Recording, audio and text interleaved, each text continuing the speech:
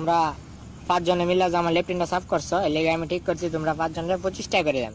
তোমরা 5 জন ভাগ করে নিবা 5 টাকা করে। এটা আমি অঙ্ক কইরা বাই করছি, বুঝছো?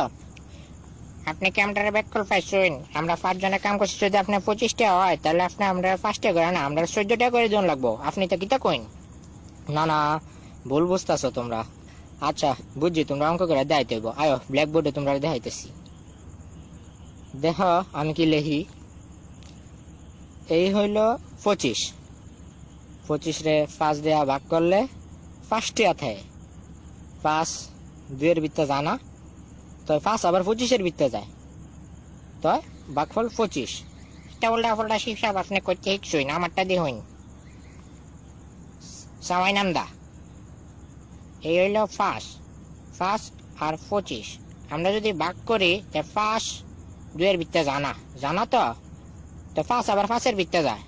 5 কে 5 0 কাটটা নামাইলাম 2, তাই 4 5 20, তাই ভাগফল 14।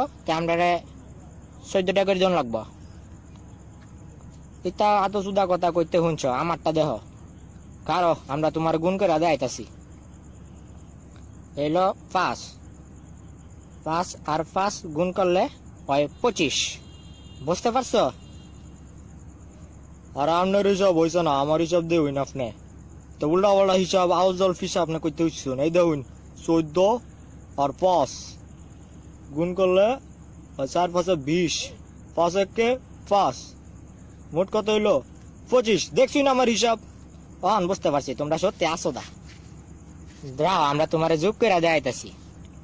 এই দেখো 14 14 14 14 14 5 বার দিছি, তাই দেখো যোগ করলে কত হয়? 4 আর 4 8, 8 আর 4 12, 12 4 16, 16 আর 4 20, 1 21 22 23 24 25। দেখছেন মেয়ে অঙ্কটা কাটায় কাটায় 25 টাকা।